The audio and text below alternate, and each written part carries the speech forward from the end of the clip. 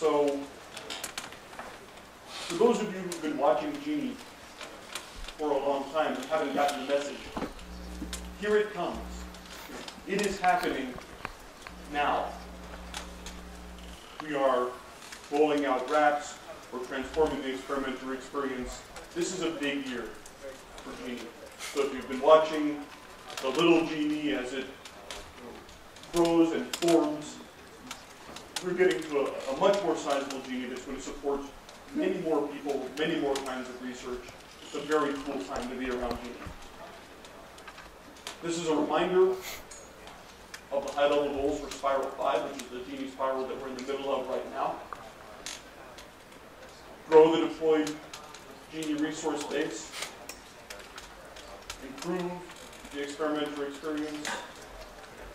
Steady growth in use both in research and in education. These are three relatively straightforward goals. The next slide will make them look a little bit more complicated because I'm going to show you some of the more detailed efforts that we're in the midst of. And I don't expect that people can read this. Again, as Heidi said, this is more for downloading and tracking.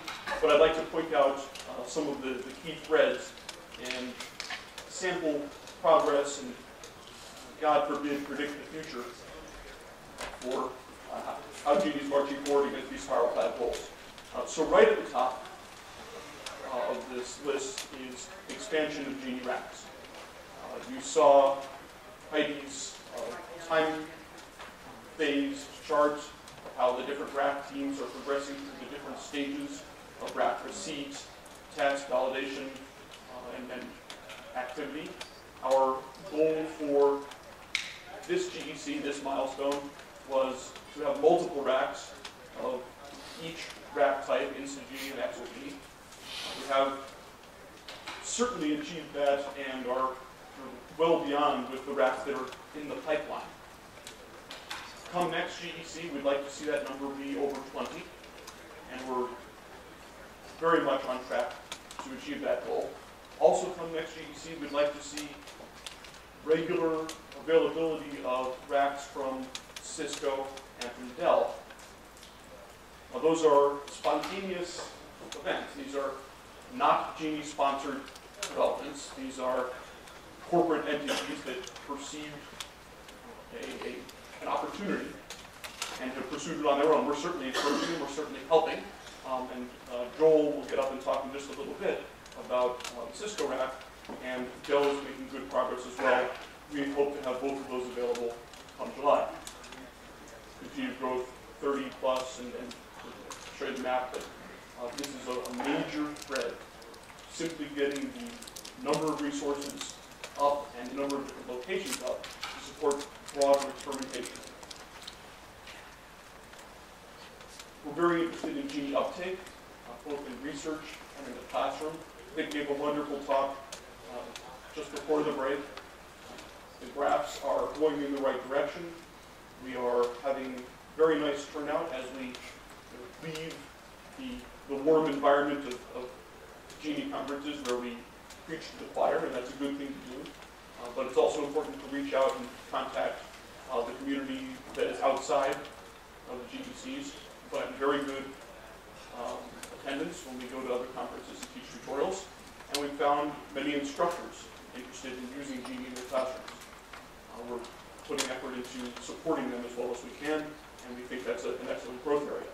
We expect to see, actually, we're overachieving again. We're hoping to see a couple of classes each of next semester. I think Vic put up a list of 4 instructors who we believe will be using GENI in the fall, and we expect that to continue to grow.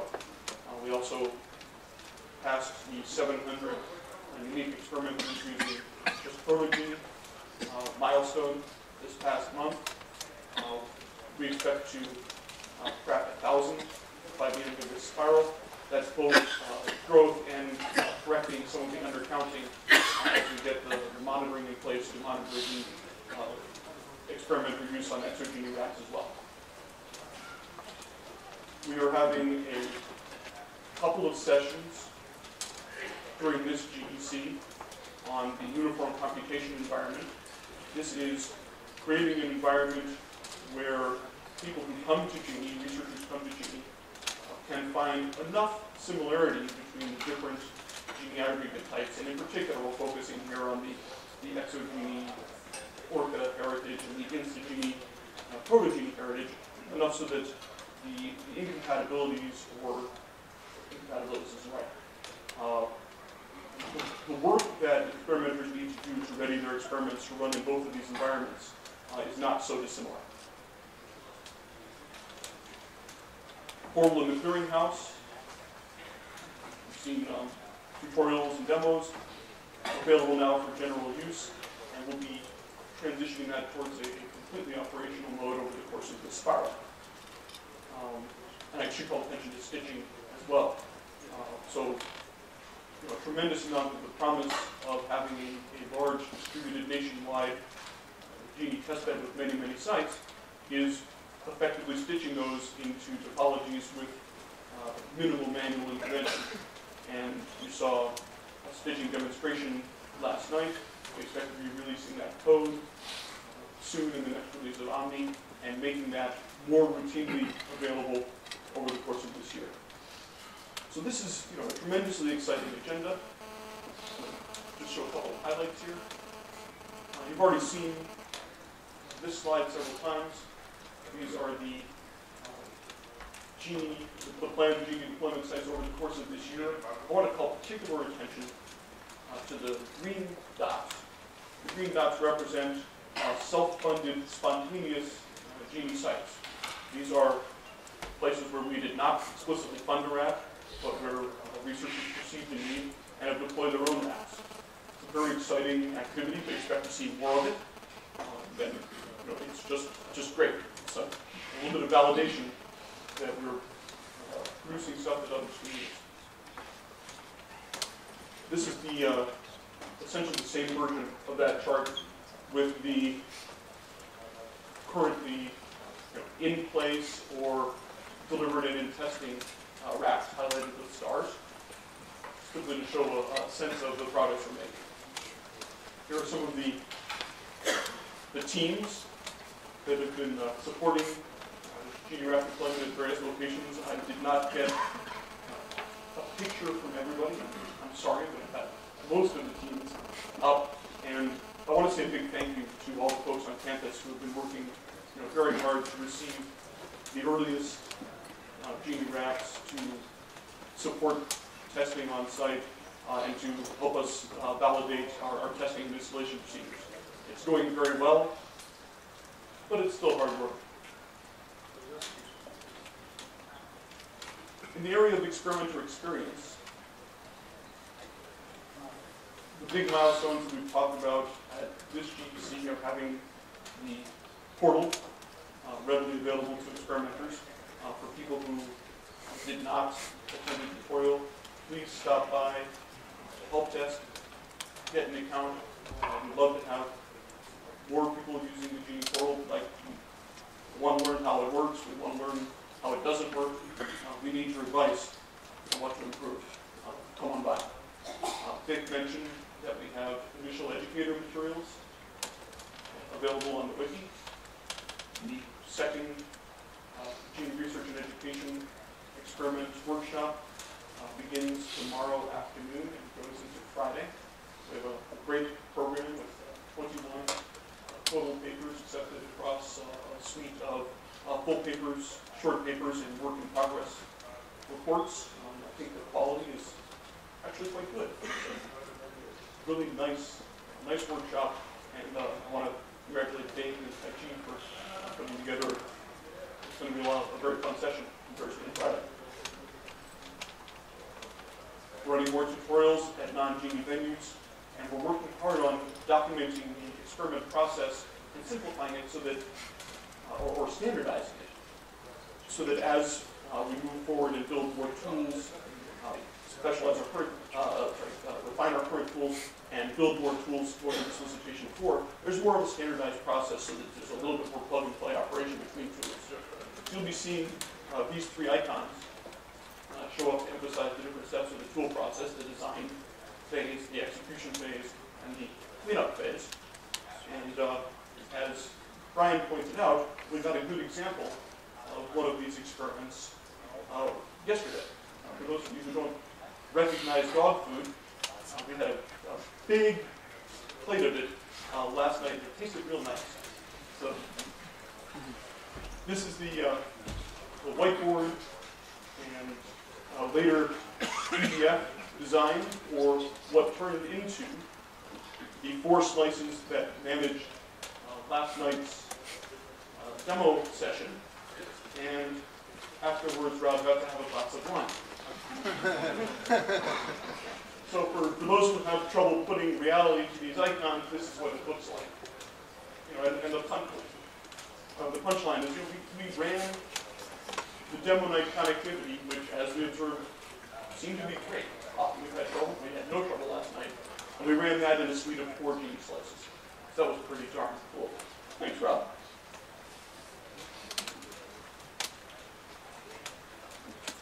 So Vic already showed the top graph here, which is the expanding number of unique users creating proto-GENI slivers over the past 10 or so GECs.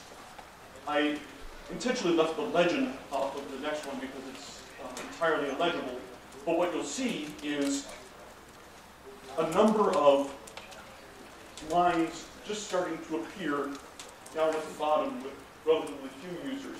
These are the emerging instant GENI racks. So these are the first few instant GENI racks. They're also some of our federated collaborating sites in Brazil and forgotten where else. But the interesting thing here is while we still have Emulab and University of Kentucky proto-GENI deployment sticking way up on top with the largest usage. An excellent metric to watch over the course of the next couple of GECs is how many of these lines come off the bottom and how we start to see the usage of GENI distributed across a much larger set of infrastructure. So I'm going to be keeping an eye on this graph, which you haven't seen before, over the course of the next few months. So that's sort of a set of highlights of what we've done recently. And it brings us to the question of what do we need to do next? What are the key missing parts in GENI? How can we continue to make this capability available to more researchers and more educators? And how can we make sure that GENI continues to function effectively as it moves sort of past the hardcore active development phase? This is the purpose of GENI Solicitation 4. For those of you who haven't seen it, that's the cover page. It's the most exciting part of the whole thing. Oh, that went up. The key goals of Solicitation 4 are make GENI accessible to the research community, improve the tools. Make sure that the capabilities that we claim GENI has, the key capabilities, are validated, are shaken out in experiments, and that we catch any holes and patch them. And then build procedures and build the community structures that will keep GENI thriving as we move past development. I hope many of you have read this already. We are soliciting proposals now. The proposals are due in about a month, April 15th. Tax day actually is a very busy day. Apparently, you need to both complete your taxes, send in your GENI proposal, and send in your proposal to your application to attend the summer camp. So please block out the day. We've broken down the solicitation into the following 5 topic areas, and when I sit down, we're going to focus on a couple of ones that are a bit more elaborate, and let a couple of people from the GPO come up and talk about the tools, the experiments, and the operations transition, which are the most elaborate parts here. But we are looking for a proliferation of better, easier to use tools, and tools that support longer lived, more sophisticated experiments. So we have a set of GENI tools now that address some of these issues, but there's a fair amount more work we can do. Please go take a look at the solicitation. We've tried to have a pretty frank assessment of where we stand in supporting the different stages of GENI experimentation, and we are inviting people to really come up with some creative ideas that help to change an experimenter's efficiency, effectiveness, and ability to work with complex slices and experiments. We are also inviting the experimenter community, the research community, to join us, and this is not new, we've had a lot of this, but we would like people to particularly focus on key capabilities in GENI that have not gotten as much attention simply because they haven't been as mature as we've built GENI. So we'd like to see people using, conducting experiments that involve long-term experiments that use opt-in, that use a nationwide open flow deployment, that have variable resource assignments, so you're growing and shrinking and changing the size and behavior of your slice over time. Capabilities that we believe are growing in GENI but that need attention. So we're inviting experiments, and experiments includes laboratory experiments, but also long-lived services and application deployments. Actually, the question I get asked most about this solicitation is the section that says documentation and training. Does that include training in an education sense? Yes, absolutely. And perhaps we should stuck the word education in the title, my apologies. But we're very eager to see people showing us how to apply GENI in specific cases.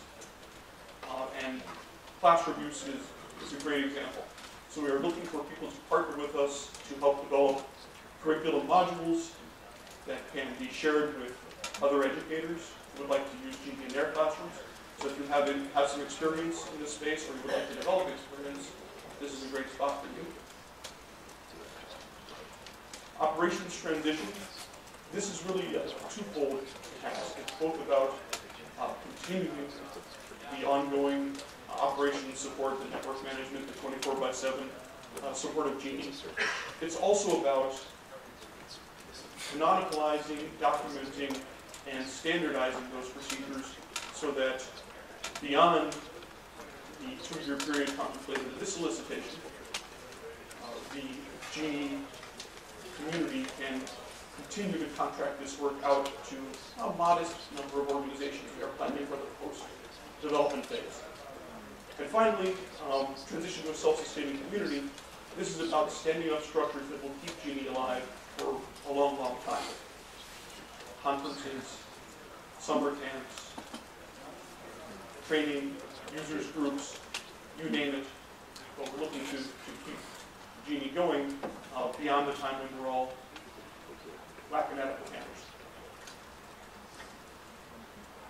This table is stolen out of solicitation, but with the asterisk about this is all pending available funds.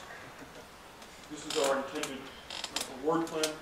And so if you look, you'll see we are talking with a reasonable amount of money.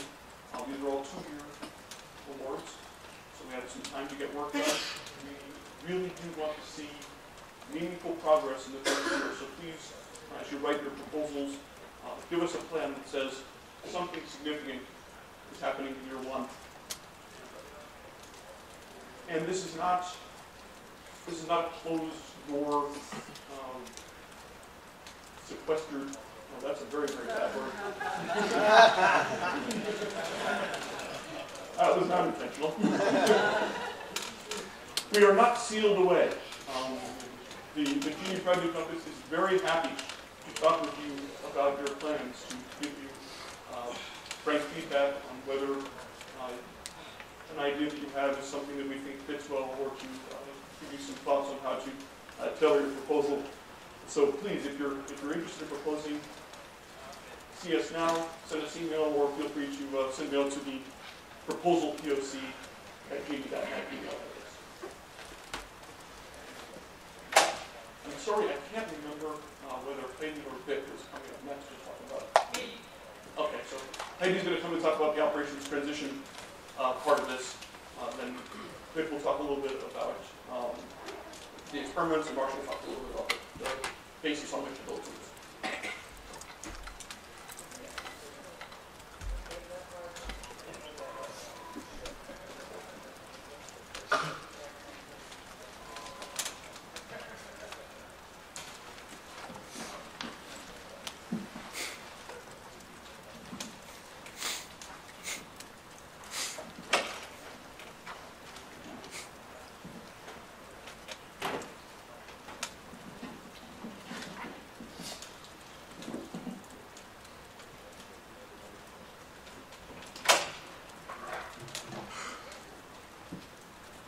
Sound okay?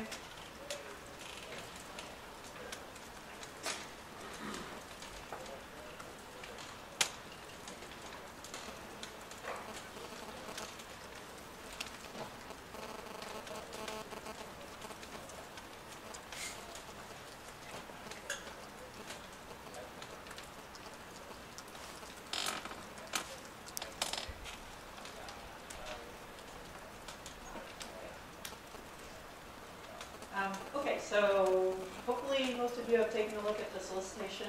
I'm just going to run through what's in there and give a little bit more explanation of what some of the things mean.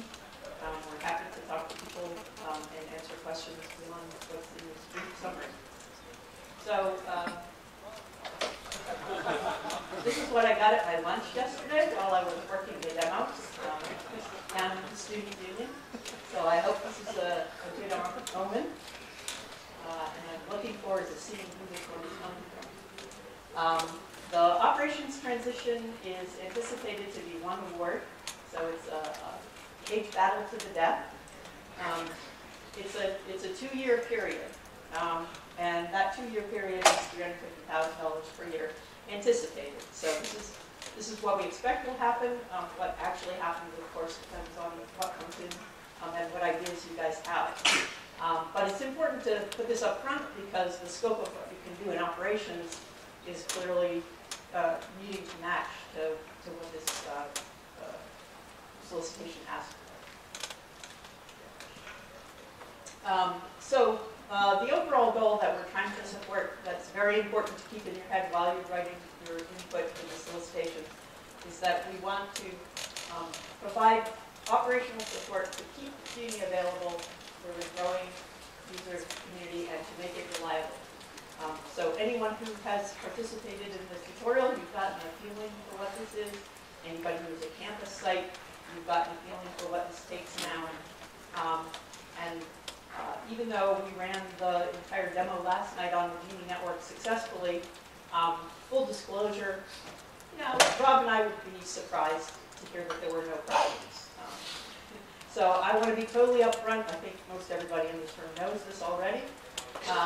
But GENI is a combination of some prototypes, some integrated infrastructure, some production infrastructure, and people who are going to work on an operations transition have to be comfortable with starting with that kind of an environment and moving it further along towards a more production environment.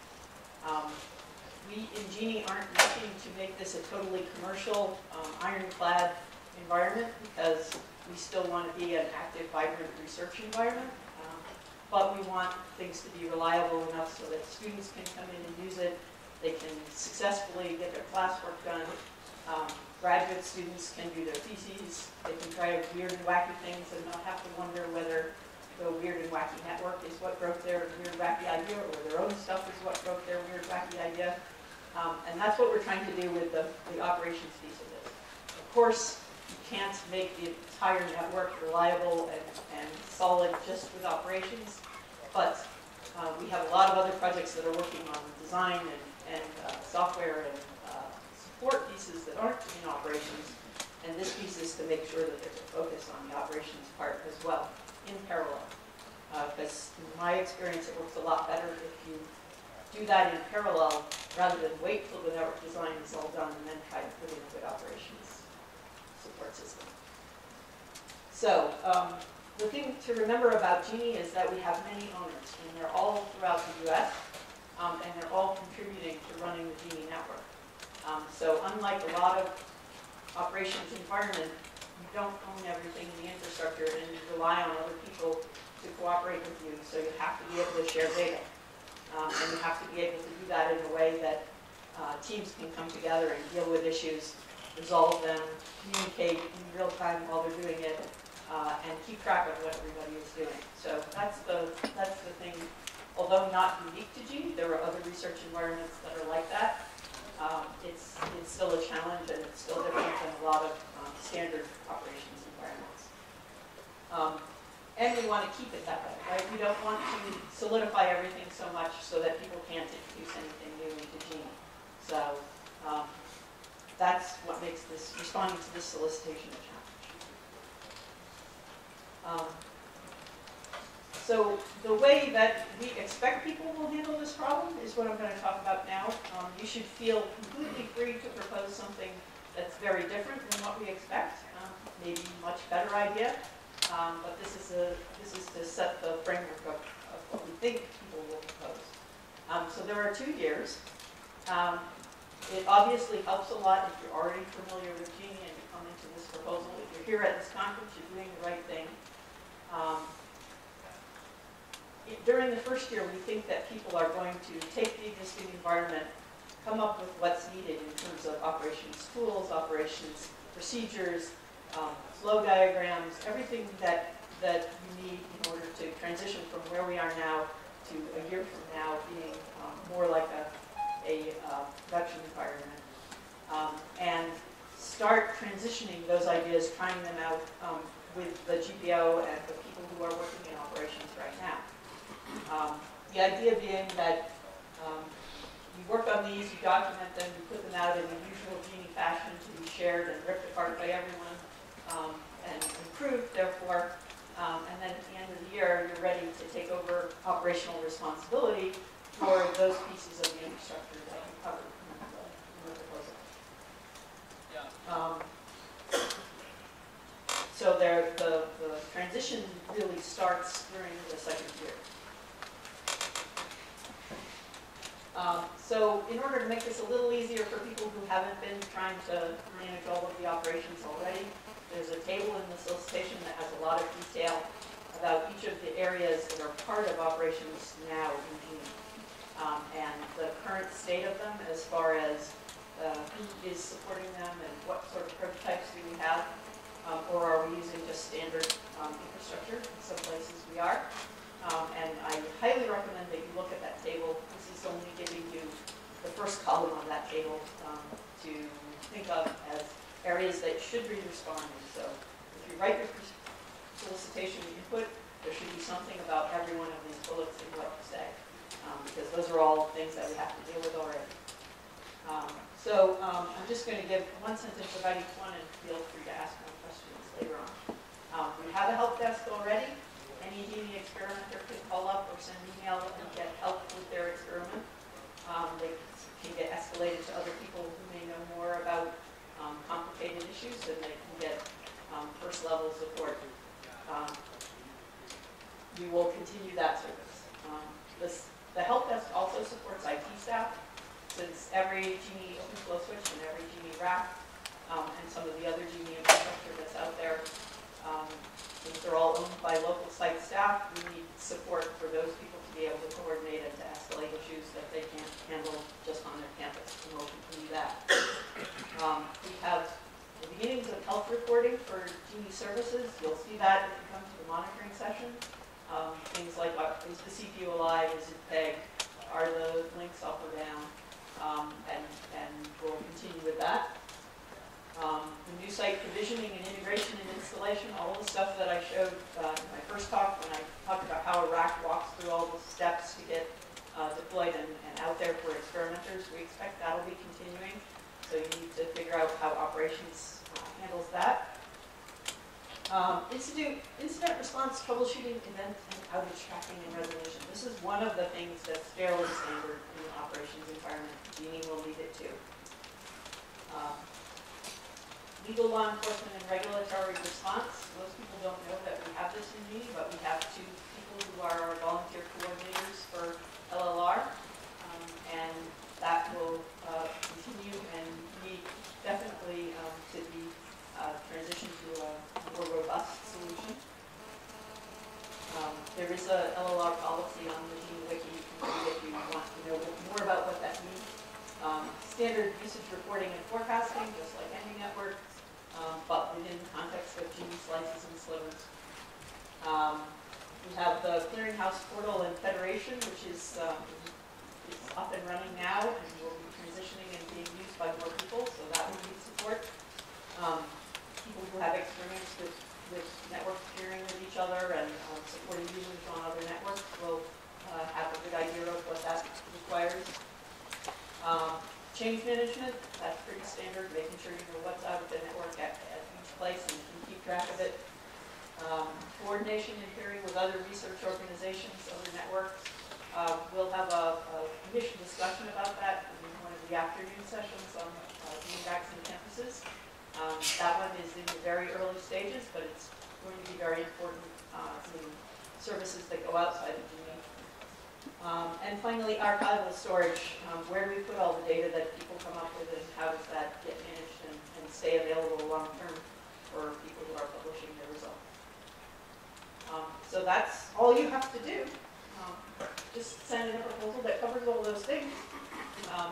This is what I saw after my lunch yesterday in the student union.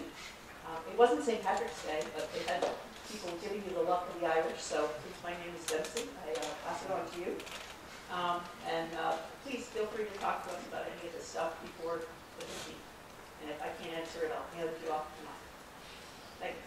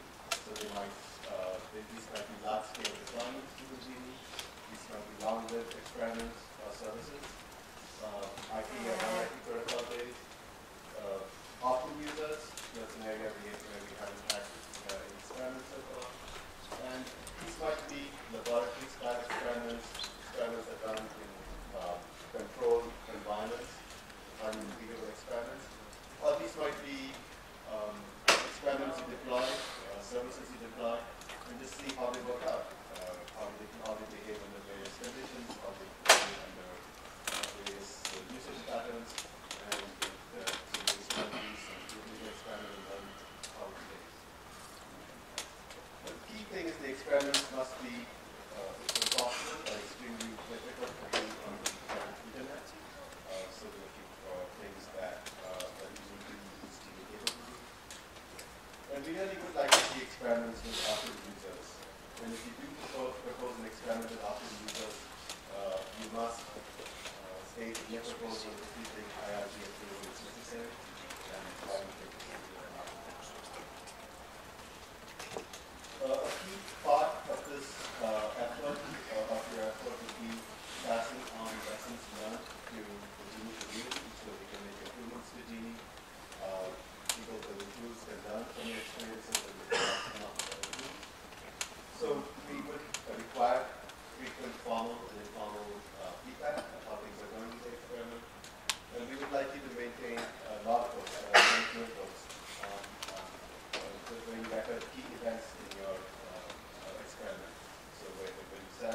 experiment events might be where you throw in an experiment, change the configuration of the experiment, bring on new team members, the training it takes to bring on new team members. Good luck with that all the time. Please make sure that is included in the proposal. That's all I have to say. Thank you.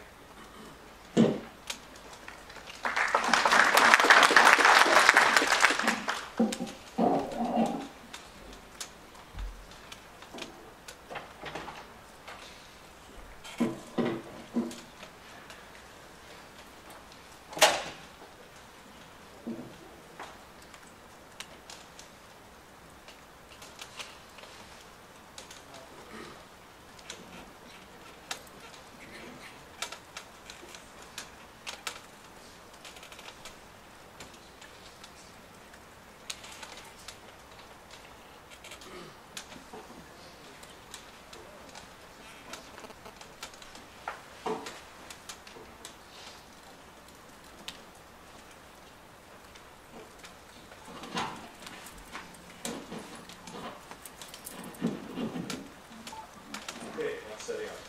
Hi everyone, I'm Marshall Brinn. Very short illusions. There we go.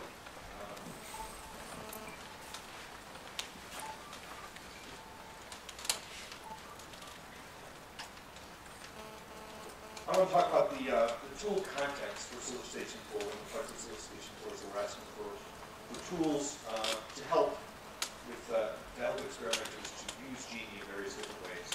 And so I want to give a brief overview of the context in which these tools operate. This is just a brief overview, so please find me, find other people, so that here at GEC or of course at writing proposals to speak GEs. I'm going to try to stay within my time bounds. I just want to give a little context. Tools, the GENI Federation is really between flesh and blood, or in the case of GENI, flesh and blood, and silicon. Entities, federations, which are people and institutions that agree to things, there are experimenters, there's resources, and then there's these things in the middle, which are all tools that are mediating, acting on behalf of, performing services for, to allow cooperation between experimenters and the resources according to the various different interests of those groups, the interests of the federation, of the experimenters, and resources. We've got some set of services and tools in place.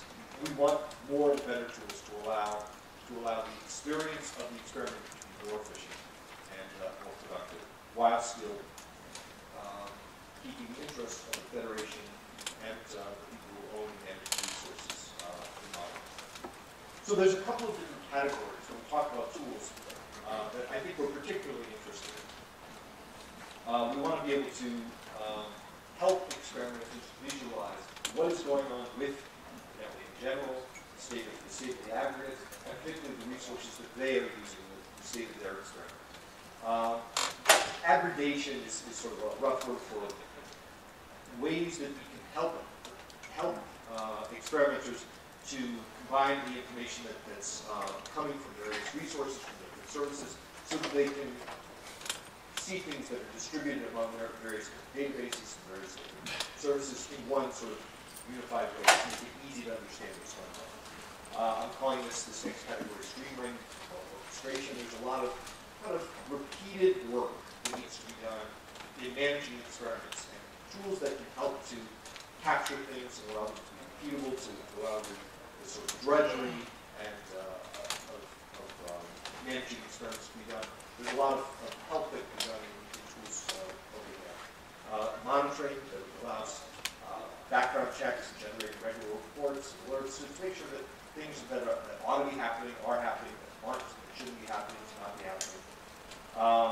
And finally, and this is a theme that you forget, so you can learn more about this today tomorrow, helping with the problem of uniformity. We've got a lot of different versions, a lot of different dialects, GENI of ways that things are done, a lot of different services to do similar things, and tools that can help bridge those gaps and make things seem more uniform to experimenters. Would be appreciated. So I'm going to skip over this. This is another way of looking at the tools, but I've got relatively small amount of time. GENI, the tools of GENI and the services of GENI operator in a particular authorization and authentication context, there's a lot to say about this. And I don't have time to say a lot about this now. Please, pull me aside. I'd be glad to talk a lot about this. But basically, we use SSL certificates that are signed by GENI trustee. If you want to talk, if your tool wants to talk, you have to be speaking for the person that you're using, not speaking as that person. And moreover, we've got a number of tools that provide a single sign-on capability, and many of the tools that you may be writing will want to fit into that context, into a shibboleth single sign-on context. That's not a standard, you may not be a standalone tool that's sort of fitting into that. There are a number of different kinds of tools. There are topology, very broadly, there's the parts of the experiment life cycle where you're gathering the resources and you're managing RSpecs. The advertising RSpecs, where you're going into this negotiation. What do you, the aggregate, provide? There's request RSpecs, what's the client, the tool, wants, and then there's the manifest, the result of the negotiation. And there are other non-compute aggregates, and something to keep in mind. Not everything is a rack, not everything is providing virtual machines or Berman machines. Ion, Chrome, YMAP, provide different kinds of resources. And they all speak the AM API. And there are other resources, other services, like Gmon and Slice authorities that you can talk to, and that the tools will want to be able to talk to allow to facilitate this conversation, these negotiations between experimenters and resources. And then on the other side, there's experiment services. Once you've got the resources, we have two families of tools that exist right now. There's the GENI project, Gemini project, and there are archiving services that are being provided by, in the case of IRAC, both of these services that are using it so that you can capture a lot of data. Tools that would help to build these experiments, to analyze these experiments, pull data out of these experiments, catalog experiments, make them more reproducible. All that would be very valuable. There are challenges, there are caveats, that, as I mentioned. These are not entirely uniform in terms of the versions of the APIs, the RSpec, and one of the things that one of the big value-added contributions that tools can provide is helping to bridge these gaps. So in summary, there's a big need, there's a real opportunity to develop tools to help experimenters within GENI. There's a lot of services that exist from which useful tools can be constructed, so as layers on top or combining these together. Some of these services are not as uniform as we'd like, and we'd like sometimes to make these uniform. Please contact the GPO so that we can help you sort of understand the context in which these operate to make it a good response to the system. Thanks.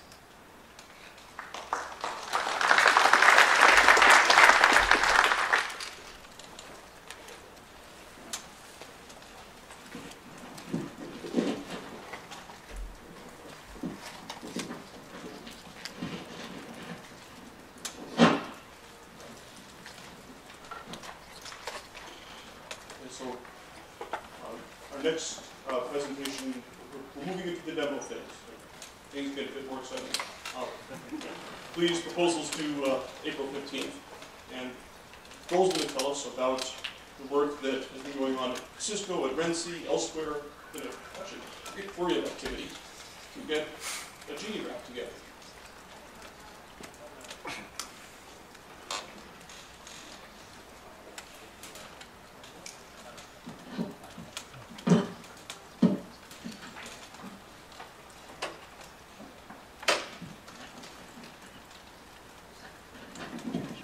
Good morning, everyone.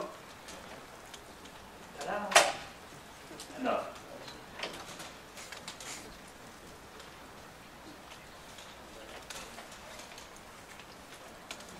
And that one will have to wake up in a few minutes. So, good morning. And first of all, we started talking to people at GEC16 about bringing a Cisco GENI wrap. And I have to say, huge amount of thanks to the guys from Dempsey who busted guts, torn hair out, got a little bit grayer, with a lot of stress, hassle, and angst, and saying, yeah, sure, we can just take software from an existing stack and get on to new stuff, and it will just work. Things I have learned during this program. If you think you can be done in 2 months, try 4, and you're probably close. And if you think it's easy, absolutely it's not, because the devil is always in the detail. So what we've done is a collaboration effort. We're just one of the groups in here. It's the guys from Renzi who've done, as I said, a sterling effort in taking their GEC stack and bringing that onto Cisco hardware. But we put together a solution using something called UCSB series. This is a blade center kind of design. So if you're familiar with a chassis and you're plugging in a bunch of blades, that's what we're looking at. Some network capabilities, open flow switches, 10 gig switch, or if you want a switch which has got 100 gig capacity, because obviously 100 gig in campus networks is getting increasingly amounts of interest, and also 100 gig, as you start to get towards 100 gig going off into internet too, that's also of interest. The guys from NetApp, some of you are familiar with the solution they provide, again, contributed some storage capacity for us, and again, that's deployed in lots of data centers around the world, so they have a lot of experience with this kind of stuff. The Renzi guys, I'll say again. And also we brought in a partner, because what we were looking at is when one of these things actually starts to roll out, yes, people like to get hands-on, but there's all the devil in the detail, cable ties, documentation, standing the thing up. Not every campus has a large number of IT guys that can spend time and effort to actually put it together. So we brought in a partner organization, these guys at E+, hands and feet, doing the heavy lifting, getting the installation stuff, standing stuff up, and help with bringing these racks online. So where are we? We have a development rack. It's up, it's pinging. We had first pings. Well, the guys actually were pinging. The first ping by non-Renzi people last week. If you stopped by the stand last night, we had some tests running on the thing, and it was quite nice to actually able to run just under 8 gig between 2 virtual machines on the rack, which is quite nice. We have a first customer. The guys at WBNet, so West Virginia State Network, have a rack. It's on site, it's installed, and that's tracking close behind the work that we're doing. We have to go through formal certification, so working with Marshall, working with Heidi, go through all that checklist that you saw. Right? We have to get all the ticks in all the boxes, but the rack's on site and it's ready to go. And Judge Dan, who's been the person with the big stick saying, we really want this thing and we really want it now. I don't know if you've met him, his enthusiasm just spills out. It just spills out. But yeah, it's there, it's real, and we're really looking forward to bringing that thing online and adding that to the rest of the GENI community capacity very, very soon. What does the thing look like? It looks like a rack of equipment. How surprising. So a number of different bits and pieces in here, but one of the key things about the UCS series, which was interesting, particularly for the guys at WVNet, is this is very, very easy to expand. It's not a case of having to rewire every time you want to add in a new shelf. So when we bring in one of these things, they've got some self-provisioning capability, and talking with Jonathan, the differences in terms of providing additional capacity, plugging the thing in, and it just springs into life compared to some of the work they've had to go through with other vendors' equipment has been interesting for them to actually see. Numbers of cores that you can throw at it, well, it's a case of how big do you want to go, and then obviously the software's got to keep track with all of that, but the rack right now is giving us 240 cores, and the boot times on these things is pretty impressive.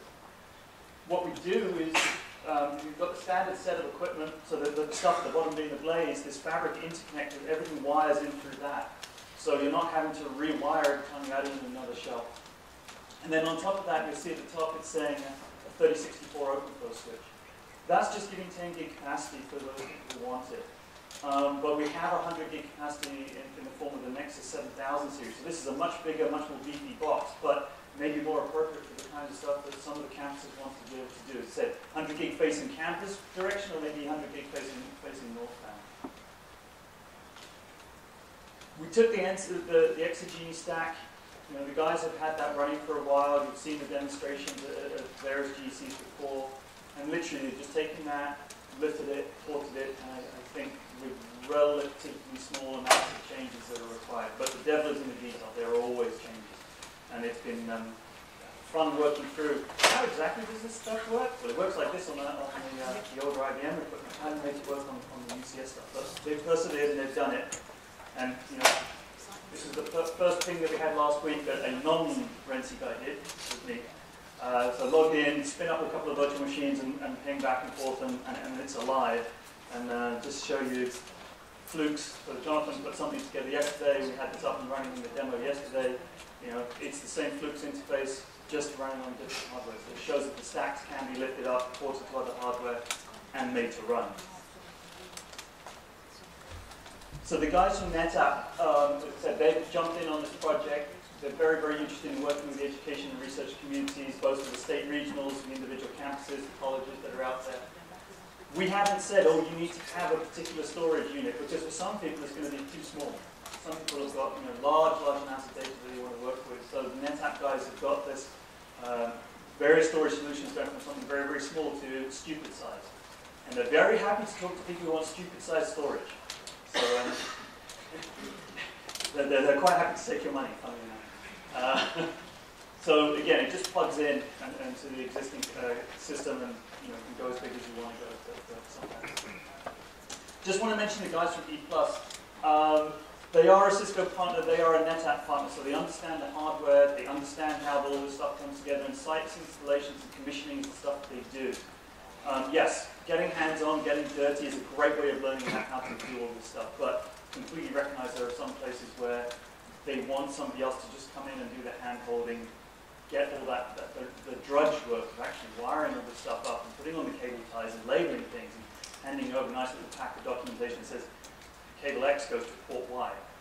This is good. So these guys have got hands and feet around the country, and potentially if you're interested, they're very happy to talk and get involved with projects they're looking at. People to reach out to. There are a number of Cisco colleagues who are around and about. Sergey and Ty here. There's a number of Renzi guys who are here. I don't think there's anyone from NetApp,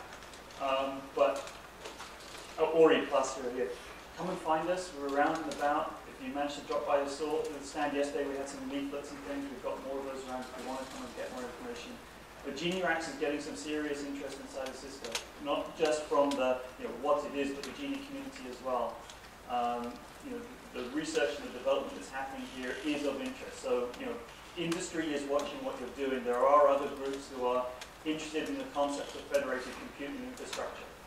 So, what's happening here, people are starting to look at and get interested in, and we want to be part of that story. A hand at the back. You'll have to shout, Heidi. Joel, is there a session where people can come and ask you questions about this? Funny you should ask that, Heidi. There's a session that Heidi's running later this afternoon. We will talk in a little more detail and have more technical bits and pieces. Thanks, Heidi. How much do I owe you for that? Is that a couple martinis. Okay. Okay, so yeah, we will have another run through a little more technical detail on some of this stuff. This is literally just, an announcement thing. Is it campus and regionals after lunch? Yep. Is it here? I don't know. Yeah. It's in the pamphlet. Look at the pamphlet. There's a map. Okay. Yes, Chip. So in terms of the equipment, it's all standard orderable parts, right? There's nothing special. It's standard components that are there. There's bills of material that are available. It's a case of, do you want to have 16 blades, and we want to have 8. You want to go bigger? We like bigger. Bigger is good. The switches, whatever is appropriate for you. The NetApp guys can help in terms of which of the storage components, but it's all stuff that's orderable right now. But we've been very, very clear. We're still going through the certification process. So hopefully within the next 3-4 weeks, something of that nature, the various ticks will be in the boxes, and we can say, it's alive. Well, it's alive now, but fly it in. More alive.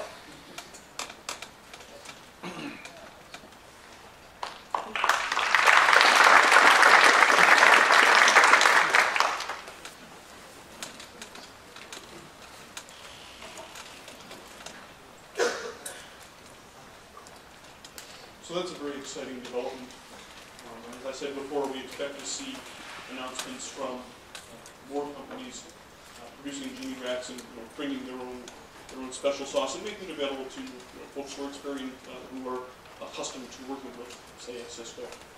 So this is really neat for us. We have 2 demos planned to close out this session. And Niky Riga is going to explain what you're going to see, and then we're going to see it.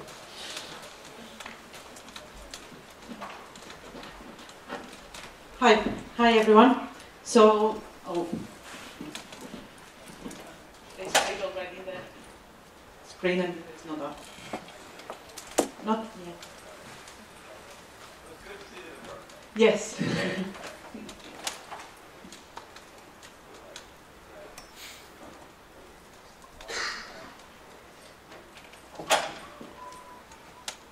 So while we're waiting, let me just talk a little bit about the demo. So today we have two very exciting demos. They both had a presentation last night in the demo session, but if you haven't seen them, you'll have a chance now.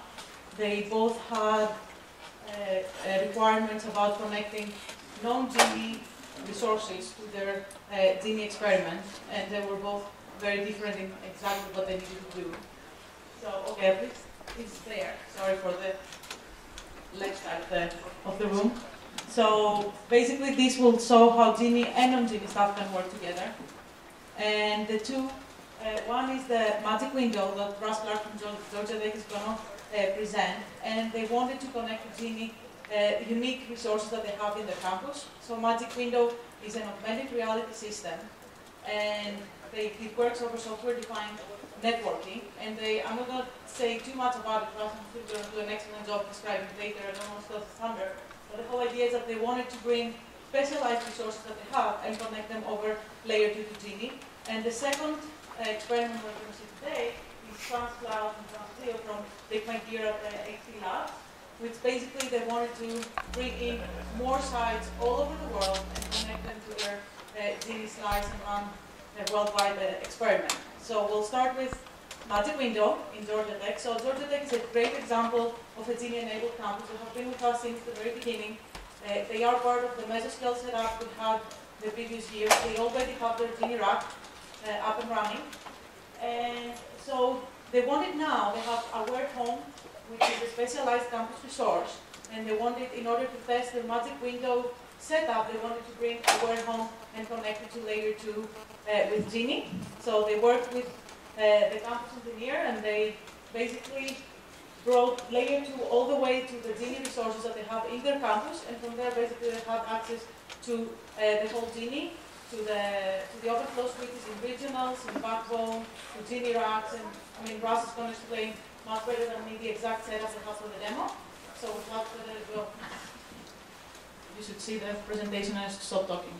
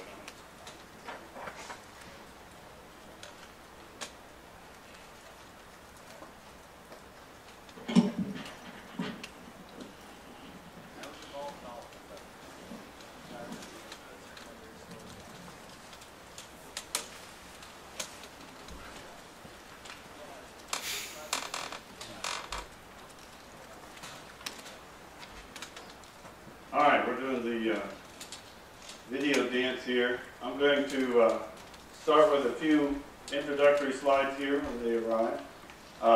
And this is also where we're going to be showing you the a visualization of what's actually going on in GENI. And then on this window, pay no attention to the man behind the curtain.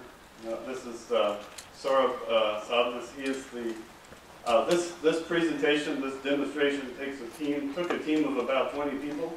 I just the one that gets to present it. Saurabh is the person that's primarily responsible for the GENI side of this story. So he's the one that made it happen from the network architecture and the GENI splicing and configuration.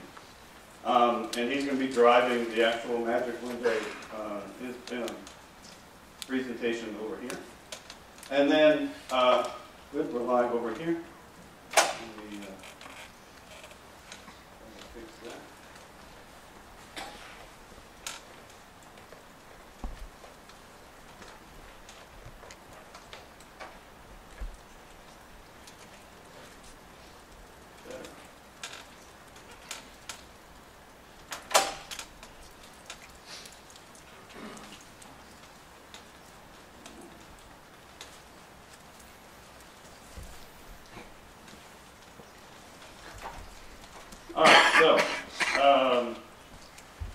Magic window. This is actually, so this is my slides over here.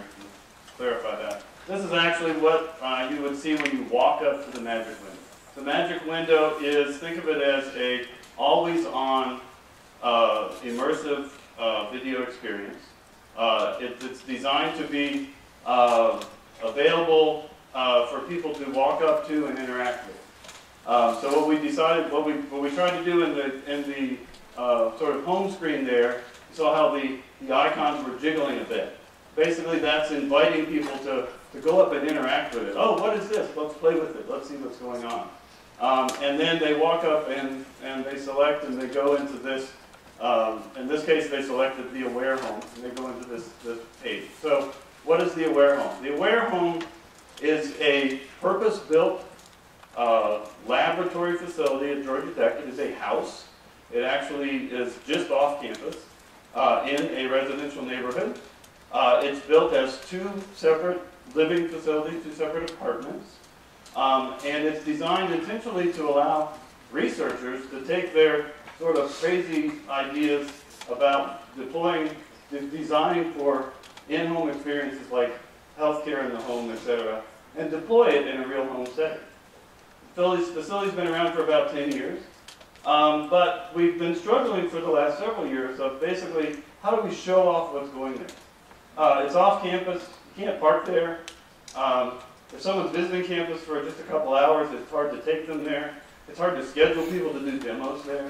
And so we wanted a way basically to show off the Aware Home, but do so from somewhere else on campus, or maybe even from GEC in Utah. So that was the design goal, if you will, of the Magic Window, or one of our design goals. So when we set out to do this, we had some problems. Basically, we've all used video conferencing. It's great, Skype is cool, but it's still kind of lame from the point of view of a natural experience, from a natural interactive experience. And what we wanted to do is basically give the end user, give the viewer of the video more control. Basically, let them be involved in selecting what they're seeing and when they're seeing it and being able to interact with it better. So that's what we set out to do. All right, so how do we do it? One of the first things you'll notice is that it's all based on gesture interface. We do head tracking. We're using a Connect in this deployment. You'll see us doing that in a second. We wanted to do rich video experience where we annotate the video with interesting augmentations so that we can describe what's going on, but people can add additional information. That's part of what we're doing with GENI, is using the processing in the network to augment the video stream. And we wanted to give people this rich interactive media experience. This project started several years ago. It was a multi-$1,000 installation using multiple cameras. And basically what we've done over the last 6 months is try to commoditize it a bit and make it scale a little bit better. And that's part of what we're able to do with GENI. It's also part of what we're doing with the technology, using the Connect instead of multiple cameras, instead of Unity, building on a heavyweight visualization platform. This is all running in Chrome, HTML5 within a browser. So this entire thing is built with HTML5 and WebRTC for the video stream. And then on the network side, on the architecture side, we're using SDN with a collection of NEC and HP open flow switches to build the infrastructure between the network infrastructure and controller between the two entities. So this is our Georgia Tech installation. The Aware Home and iPad Institute for People and Technology, two separate locations about a mile apart. We want people to be able to come to the iPad facility and see demos, both live and canned, pre-recorded from the Aware Home. And then our HP, or in this case NEC, open flow switch infrastructure with multiple points and a controller. For this week, really for the last couple of months, what we've done is to take that and move it up into the right corner of that picture and say, let's take some of the ideas that we've been exploring on this on-campus infrastructure and figure out how to apply it to GENI. So we've added You Are Here, GEC demo in Utah, and we're connecting through SOX, the regional in Atlanta, Internet 2 backbone through to Utah, and then we're also picking up Kentucky, some resources in Kentucky for compute resources along the way. For those of you familiar with configuring GEC demos, this is VLAN 1750, basically what we're using. All right, so what did GENI give us? Basically, as we've got into this, the work we've been doing in augmented reality and augmentation of video with the kinds of things we're going to give you a sample of, we basically have discovered we can't do all of that in the endpoints. We cannot rely on your iPad or even your desktop to basically do all of this processing that it takes to do the augmentation. We've got to push that work out into the network. And so GENI has given us a place to do that experiment, to push that work out into the network, to experiment with high bandwidth, to experiment with basically moving the augmentation processing closer to where the data is. So whether it's a human expert that is annotating the video, maybe a surgeon doing a consultation, or a big data analytics engine or a big data set that we need to basically use to create this augmentation. That's what we're doing. All right, so let's go see the demo. Before that, big thanks to our sponsors, GENI and NSF, of course, and then Verizon and Motorola Mobility. Verizon funded the early work we did in this interface. Motorola is funding some of the ongoing work. And then a huge team of folks, both at Georgia Tech, GPO, thanks to Kentucky, who helped make the network, set up the network for us, identify some resources, and of course the folks here. Saurabh is our GENI and SDN expert. Brian Davidson and who we're about to meet live in the Aware Home. Thank you. Saurabh's also going to remind me what the phone is.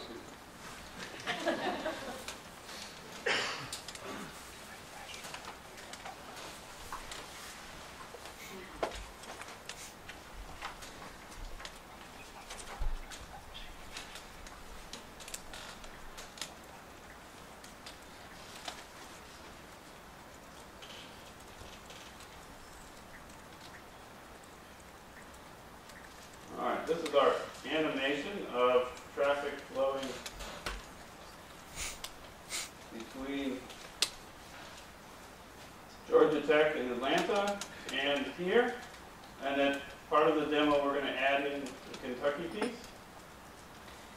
And then this is a throughput graph. And for this, we're just going to show you the throughput on the Kentucky link,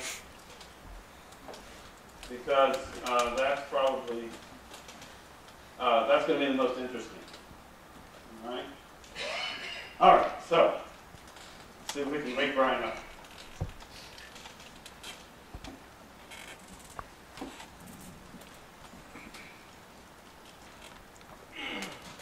So up top, you saw the animation change, and basically, at first it was saying, hey, there aren't enough people here, or there are too many people. We saw a lot of that last night. There were too many people, and it was basically alerting you, hey, get this under control. I can't see what's going on. So now I'm going to try to get its attention. And I've also, oh look, there we go. The hand is working. So I'm going to go video live. Do I need to start? All right. I'm going to hover over here, bring it live. Oh, it's dark in there. Let's see if we can do something about that. All right, I'm going to cheat and use the mouse because in the interest of time, I'm going to cheat and use the mouse. And in the interest of time, make it faster. There we go. Ta-da! All right. So one of the things we're adding to this experience is basically some remote control capability. So we've added a RESTful API that does the lighting. Hello, Brian. Turn the volume on. Try again, Brian. Do we have it turned down in the house meeting?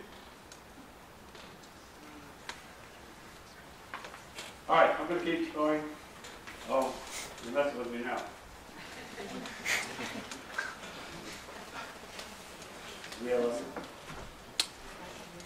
Okay, fix it on that. All right, Brian, we can't hear you yet. They're working on the volume, but we'll proceed. Brian's waving now. Okay. So at this point, in the interest of time, why don't we move to show them the network reroute? So we're watching a live feed. Move around a little, Brian. He's going to. There you go. He's going to reroute the traffic in real time through the Kentucky server. Okay. He's using a web portal that he built, a web interface. There was no typing at the command line. He said, I want to reroute the traffic through this. Now, why would we do that? Probably for some augmentation that we want to add. For this demo, we're just focusing on the reroute. And now what we're going to do, so there was no disruption in the video when that happened. And now what we're going to do is slowly degrade. He's going to add basically a packet shaper to the Kentucky link and slowly degrade the service there. No, Kentucky's service is just fine. We have to artificially degrade it. And what's going to happen is we're going to automatically detect that and move the link back automatically without any interaction. So Sora doesn't have to touch it anymore. All right, while we're doing that, let me highlight one of the, you see the picture moving around. I haven't really talked about that yet. So this is the head tracking component, and this is where the term magic window comes from. Okay? The idea is I've built a window, virtual window, into another space. Right? And if you walk over to that window and you want to look to the side, you lean up to the window and you look like this. And you lean up to the window and you look like this. And voila, that's exactly what we've tried to mimic here. So that it feels like a natural view into this other space, into this other lab. People actually want to come up and play with it. Hey, what's going on in the kitchen? Oh, look, someone's sitting at the table working. I can't recognize who that is. Or, oh, let's go see what's on the TV or out the window. And this is really weird because I have to look up there. Usually it's supposed to be right here in front of me. But anyway, so that's what we're doing. And we also have added, I mentioned the augmentations. Oh, while I was talking. Oh, by the way, the network degraded a bit and it rerouted the traffic.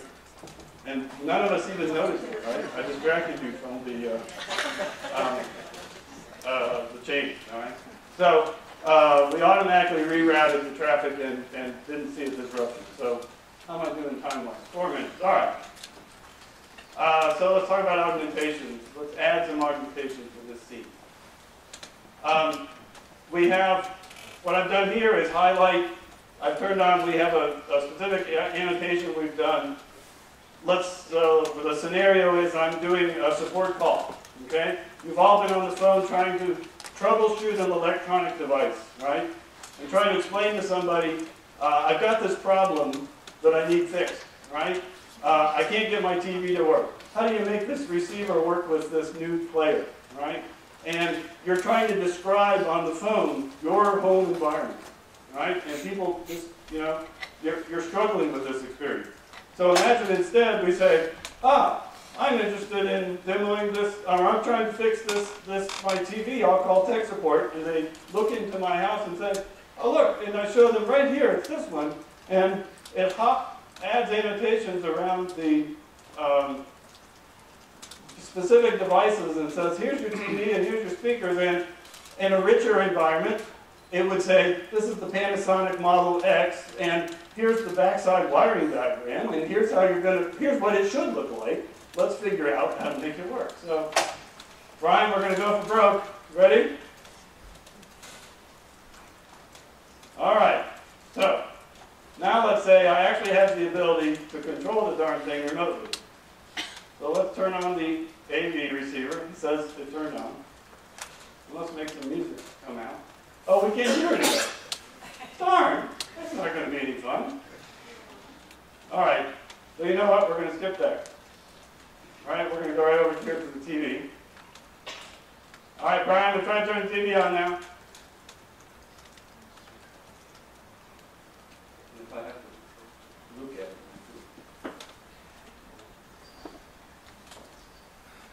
All right, it says it's on my end.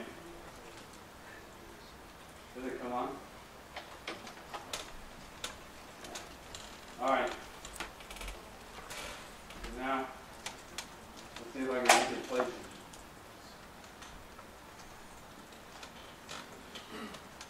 Get closer to see if I can actually. We can't actually see the TV, right?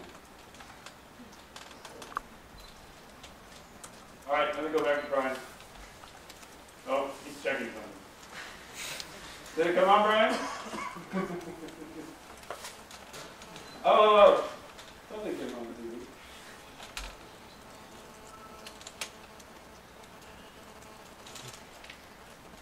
There we go.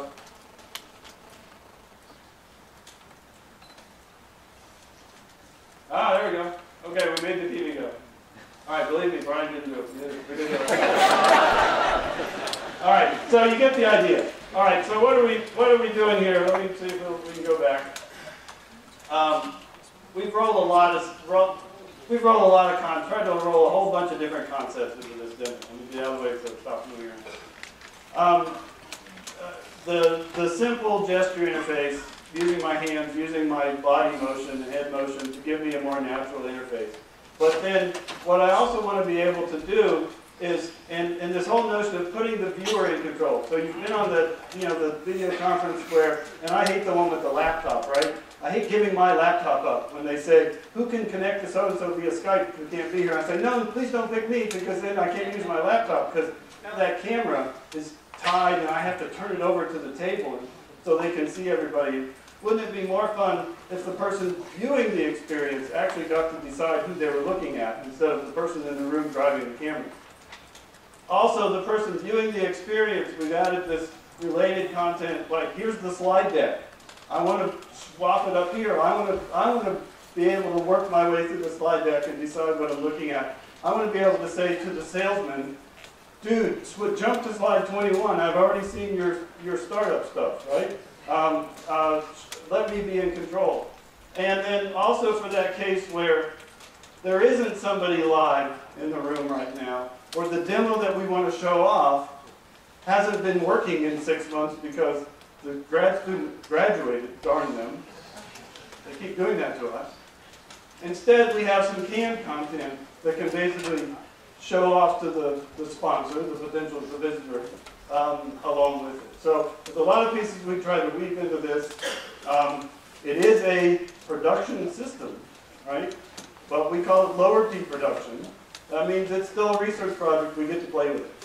But it is purpose-built, and it is serving an important purpose for us, and has turned out to be a nice way to show off some of the things we want to do, expanding this meta data augmentation and pushing that out into the network so that we can scale lots more stuff. All right, I think that's it. Thank you, Brian. Thank you. Oh, there we go.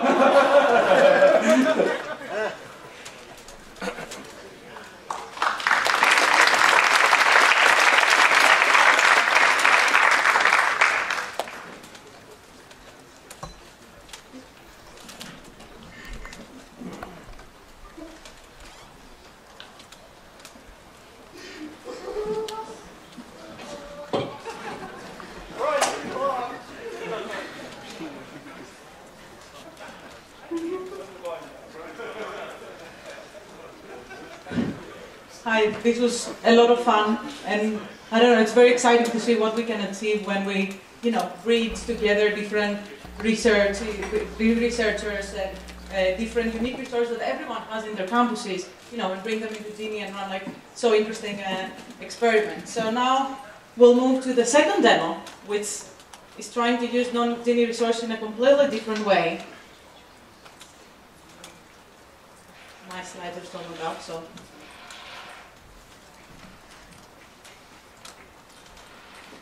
Okay. So the next experiment is about using distributed cloud. So what Rick and his team have is a very big set of imagery data, of satellite imagery data from all over the world. They have over 7 terabytes of data, and they want to process it. So they want to go and process and find out how much green every city in the world has. By green, I mean trees and plants and whatever. So they want to take the satellite imagery, analyze it, and figure out, how much green is out there. So there's a lot of data, over 7 terabytes, and a lot of processing that they need to do that. So what they wanted is to be able to distribute the processing and the data in clusters around the world and make a distributed cloud, so that the person that will request the data will be closer to where the processing happens.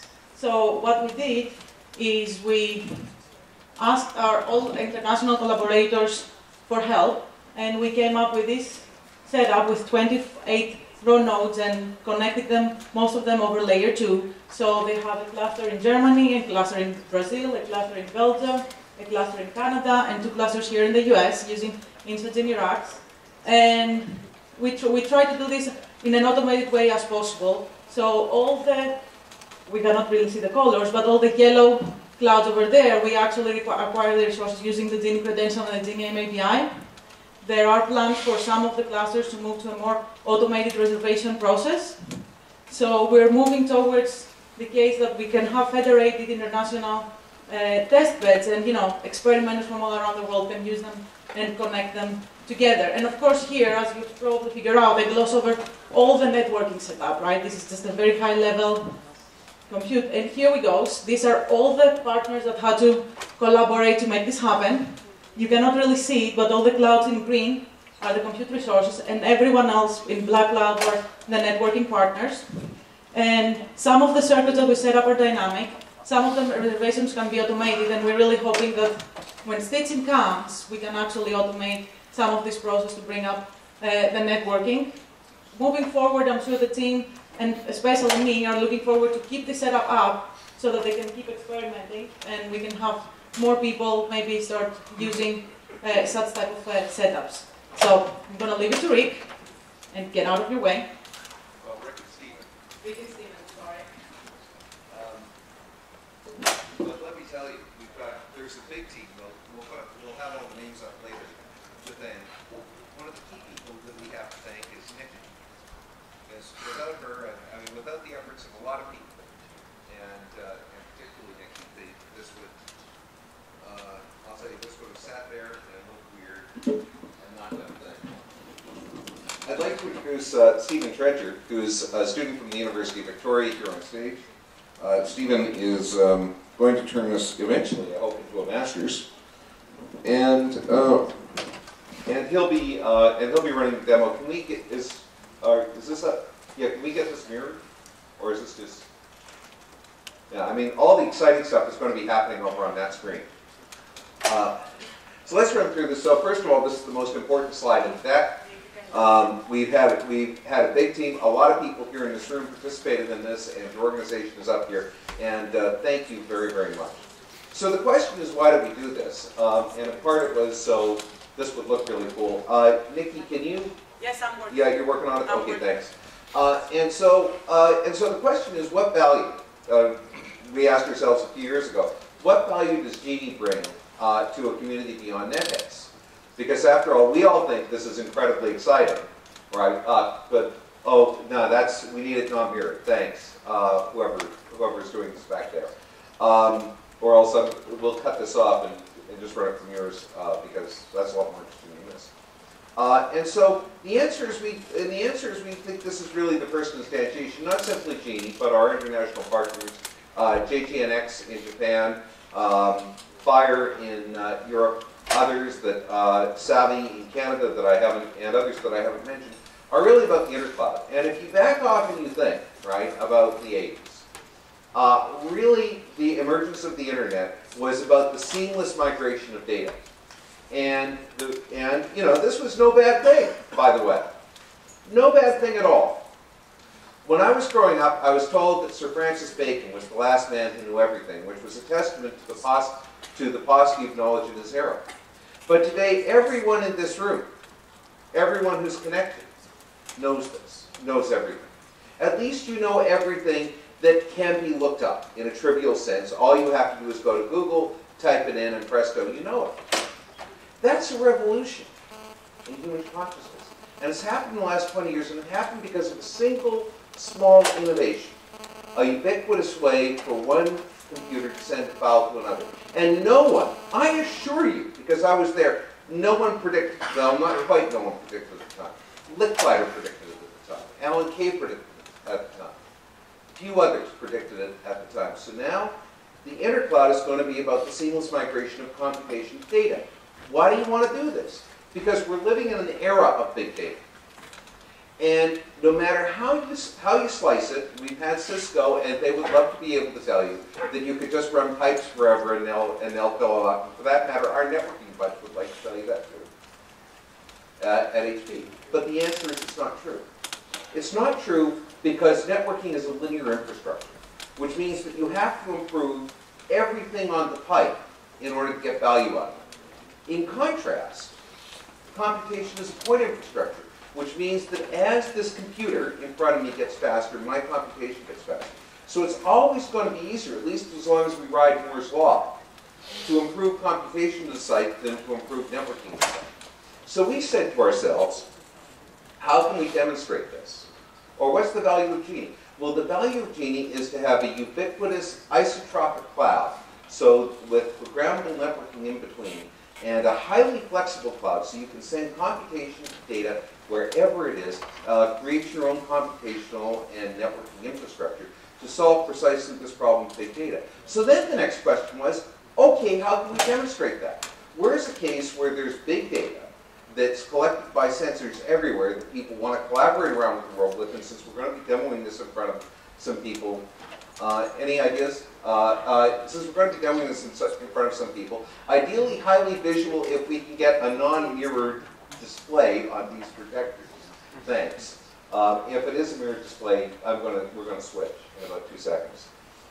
So the idea is that you want to have distributed organizations working on this. We actually have a company in British Columbia who's interested in this demo, precisely because they're thinking about a case where a professor in British Columbia is going to be working with a government official in Indonesia and a forestry company executive in Georgia about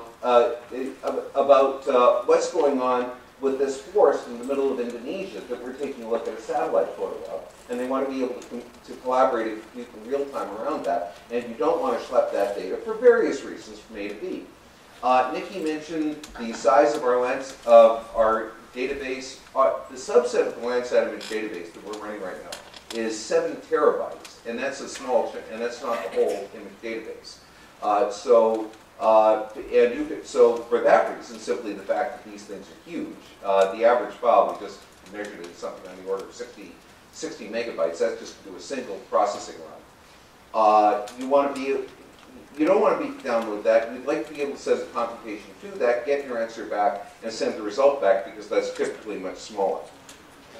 So the implications for the infrastructure, if you start to consider problems like that, is ubiquitous isotropic cloud, right? Isotropic because if I want to send my program someplace, I want it to work wherever I send it. So that means it has to work pretty much the same everywhere.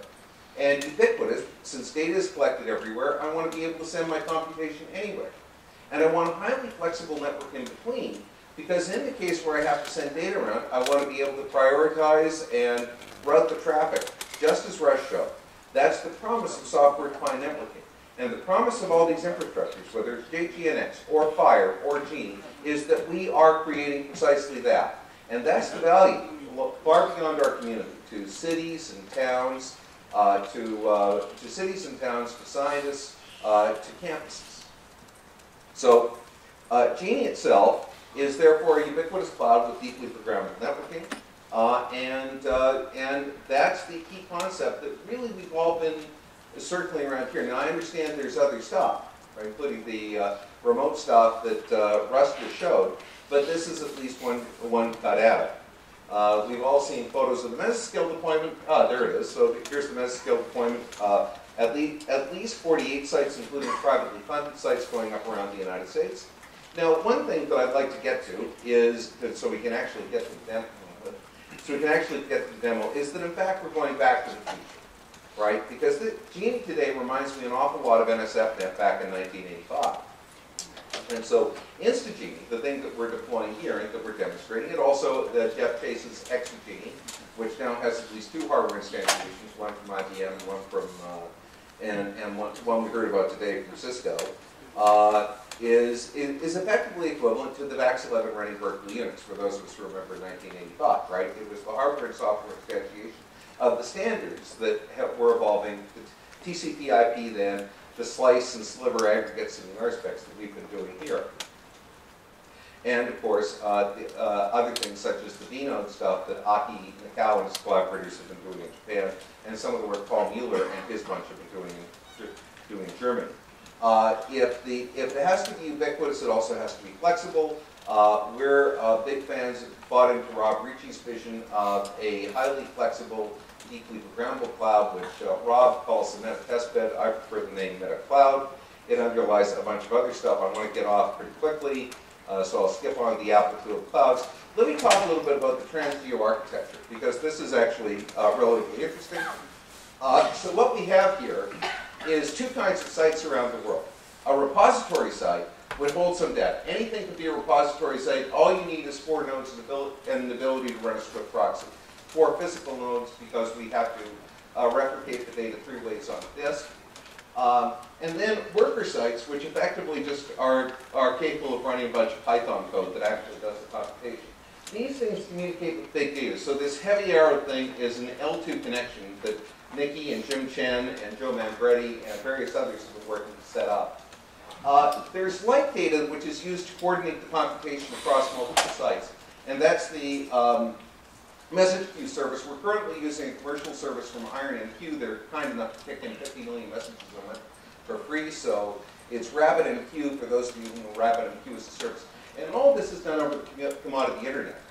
Coordination of stuff and provision of results is done by a front-end boss node, which we're currently hosting on the InstaGENI rack at Northwestern.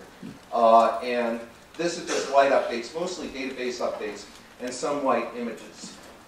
I'd like to say thanks to the TransGEO team, a large collection of people, and every single one of these guys was vital. I want to particularly call out Niky, Jim Chen, and Stephen, who labored tirelessly to get all this done. I mean, these guys did. And Chris, well, I'm going to talk about Chris in just a sec, because he's spectacular. Here are the sites we're currently running right now, 6 sites worldwide.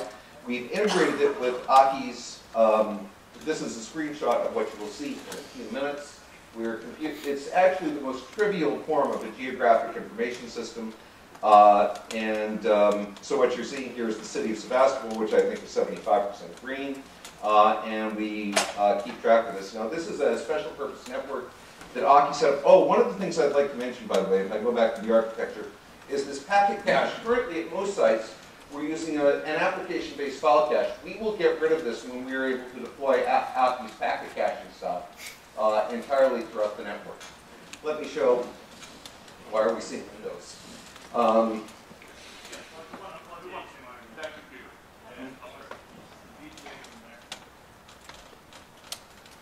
right.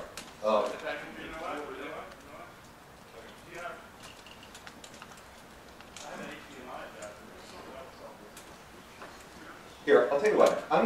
There's only one photo I want to show a little bit of Aki's.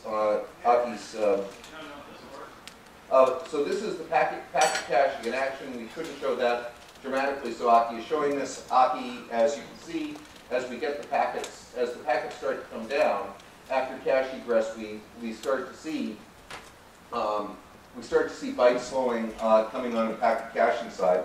one other thing, and then I'm going to take this out, so to hand over the demo to Stephen, is to thank, so this is one of my ex-students who just graduated, and is starting at Apple in 11 days, 12 days, Chris Matthews, and his wife Allison Blackduck.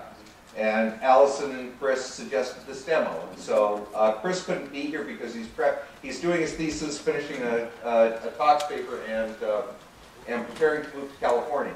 But it was his idea, and we'd like to thank him very much. Are you ready, Stephen? Okay. So Stephen, do you want to walk through it, or do you want me to? Okay. So what Stephen is going to show you is the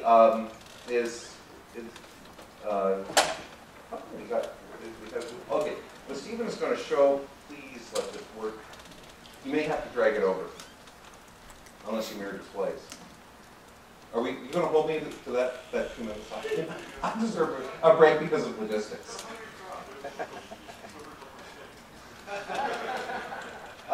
They want me. All right, so I'm going to go show. So this, we actually wrote a visualization queue. So what you're seeing here are the message queues going back from going to and from the worker node. So what you're seeing here is bursts of packet traffic, bursts of message queues where we're saying to Kaiserslautern, please go work on some stuff. And what you'll see is these bursts going up, and then they're putting, as each of the worker sites, almost all these things are worker sites, the global results queue are their message spec which says, hey, I'm done. And what they do is send back, was that me?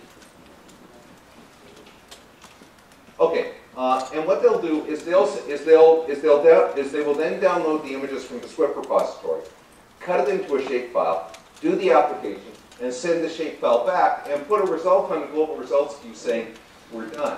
And you can see, here's a log file. Everybody's spitting out log messages saying, here's what's going on, just so you can see. I don't expect you to be able to read that. Can you flip up to the demo site, please? Thank you. So here's, so Stephen has zoomed in on a chunk of the map. And what you see, and so this is a bunch of cities. Now there's San Salvador. If it's blue, that means we've done it.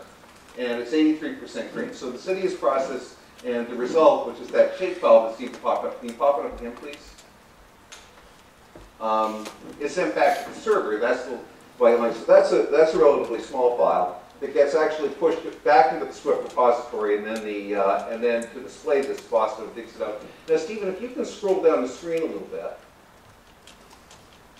So here we're showing you also what the top 10 green cities are in the last 10 cities. And here's a visualization of this, and currently non-working visualization of the process task that we're pulling out of the database. And that's about it. Almost all these things, all these cities, by the way, are communicating over a transcontinental layer 2 network that Niky and Jim and John did remarkable things with their collaborators abroad to set up. And please, God, don't take it down, because we don't want to go through that again. And with that, thank you very much. And are there any questions? Did I get done in 15 minutes, or did I get done in time?